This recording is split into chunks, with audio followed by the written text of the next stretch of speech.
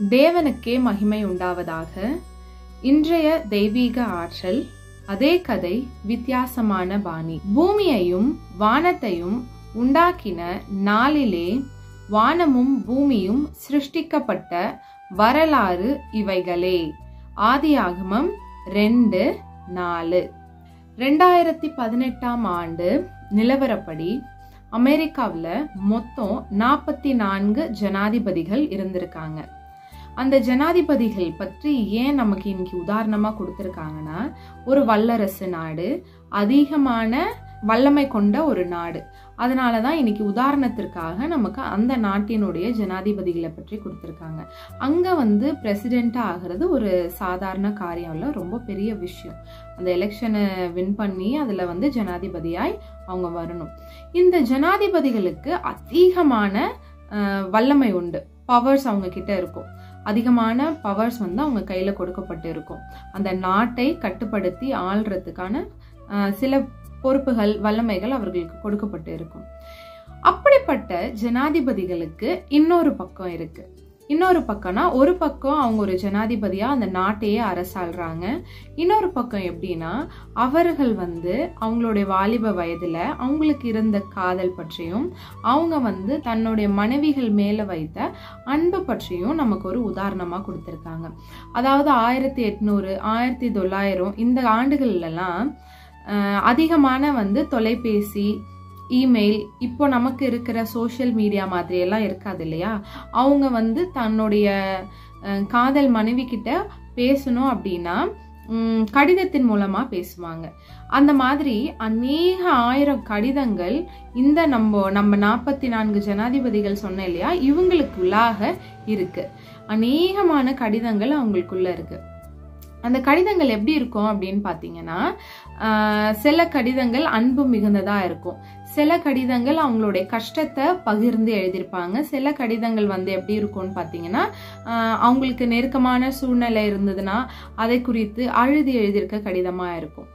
சரி, கடிதத்தை இப்படி ஒரு பக்கம் வைப்போம். இப்போ நம்ம சிருஷ்டிப்பின் வாரத்துக்குள்ளாக இருக்கோம் இல்லையா. நம்ம சிருஷ்டிப்புல நேத்து நம்ம என்ன படிச்சோம்னா, ஆதியாகமம் 1வது அதிகாரம் 7 நாள் தேவன் பேசினது குறித்து பார்த்தோம். இன்றைக்கு அதோட தொடர்பு, கண்டினியூவேஷன் தான் ஆதியாகமம் 1ஆம் அதிகாரமும் ஆதியாகமம் 2ஆம் அதிகாரமும். பொதுவாவே நம்ம எல்லாருமே அந்த அதிகாரங்களை படிச்சிருப்போம் இல்லையா.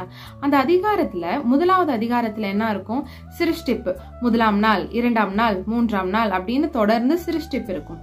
2வது அதிகாரத்துல என்ன இருக்கும்னா, அதோட தொடர்ச்சி இருக்கும். அதோட தொடர்ச்சினா 7வது நாள் சிருஷ்டிப்பு இருக்கும். அப்புறம் ஒவ்வொரு நாளும் தேவன் சிருஷ்டித்ததை கொஞ்சம் விளக்கக்கூடிய சில காரியங்கள் 2ஆம் அதிகாரத்திலையும் 1வது அதிகாரத்திலையும் கொடுத்திருக்கும். உதாரணத்துக்கு 1வது அதிகாரத்துல தேவன் ஆணும் பெண்ணுமாக சிருஷ்டித்தார் அப்படின்னு கொடுத்திருக்கோம். ஆதாம் ஏவாள சிருஷ்டித்திருக்காரு இல்லையா.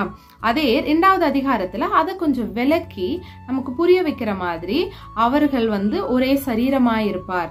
சோ ஒரு மனிதன் என்ன பண்ணணும்னா, தாய் தகப்பனை விட்டு தன் மனைவியோட இசைந்திருப்பான். இப்படின்றத நமக்கு புரிய வைக்கிற வகையில தான் இந்த 2ஆம் அதிகாரமும் 1வது அதிகாரமும் இருக்கும்.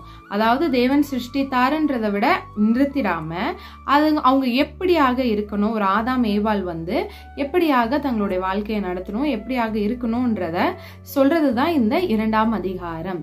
சோ சிருஷ்டிப்பை பத்தி படிச்சோம், 1வது அதிகாரத்தையும் படிச்சோம். 2ஆம் அதிகாரம் அதற்கான வரலாறு விளக்கமாக இருக்கிறது. அதாவது சிருஷ்டிப்பு 1வது அதிகாரத்திலே முடியல, அது இன்னும் தொடர்ந்து 2ஆம் அதிகாரம் வரைக்கும் போகிறதுன்றத சொல்றதுதான் இந்த 2ஆம் அதிகாரம். அதே கதை, வேறு பாணி. இன்றைக்கான மருத்துவ செய்தி. இந்த கோடை காலத்துல கிடைக்கக்கூடிய ஒரு சீசனல் ஃப்ரூட் தான் மாம்பழம். எல்லாருக்குமே தெரிந்தது இல்லையா. எல்லாருமே இந்த மாம்பழ சீசனுக்காக நிச்சயமாவே காத்திருப்போம். ஏன்னா இந்த காலகட்டத்துல தான் இது கிடைக்கும். சரி, இதுல இருக்க அநேக நன்மைகள் இருக்கு. விட்டமின்ஸ் முதல்ல விட்டமின் ஏ இருக்கு, விட்டமின் சி இருக்கு, விட்டமின் B6, விட்டமின் கே, இந்த மாதிரி நிறைய விட்டமின் இருக்கு. மினரல்ஸ் எடுத்துக்கிட்டீங்கன்னா காப்பர் இருக்கு, பொட்டாசியம் இருக்கு, மெக்னீசியம் இருக்கு. இந்த மாதிரி அநேக விட்டமின்கள் சத்துக்கள் நிறைந்தது பழம். இந்த பழத்தினால என்ன நன்மை நமக்கு? ஐயோ, இந்த ஏற்கனவே வெயில், இதுல இந்த மாம்பழம் சாப்பிட்டா சூடாயிடும் அப்படின்னு நினைக்காதீங்க. இதுல அநேக நன்மைகள் இருக்கு. முதலாவது பாத்தீங்கன்னா, நமக்கு பிளட் பிரஷர் இருந்துச்சுன்னா அது கட்டுக்குள்ளாக வைக்கக்கூடிய தன்மை மாம்பழத்துக்கு இருக்கு. அடுத்து நம்மளுடைய ஸ்கின், நம்மளுடைய தோல் பகுதி, நம்மளுடைய முடிக்காகட்டும், நம்மளுடைய உடலுக்காகட்டும் நல்ல ஒரு பொலிவையும் பளபளப்பையும் கொடுக்கக்கூடிய தன்மை மாம்பழத்துல இருக்கு. அது மட்டும் இல்லாம யாராவது பிரெக்னெண்டா இருக்கிறவங்க, கர்ப்பமா இருக்க பெண்கள் வந்து இதை சாப்பிட்டாங்கன்னா அவங்களுக்கு இந்த அனிமியா அப்படின்னு அந்த ரத்த சோகை வராம கட்டுக்குள்ளாக வைக்கக்கூடிய தன்மை மாம்பழத்துக்கு இருக்கு. அது மட்டும் இல்லாம அதுல வந்து நல்ல செரிமான தன்மை, நமக்கு எவ்வளவு சாப்பிட்டாலும் செரிமானம் ஆகக்கூடிய ஒரு தன்மை இருக்கு. தேவன் இயற்கையாக தந்த இந்த பழங்களை உண்டு தேவனுடைய நாம மகிமைக்கு என்று வாழ்வோம். தேவன் தாம் நம் அனைவரையும் ஆசீர்வதிப்பாராக. ஆமேன்.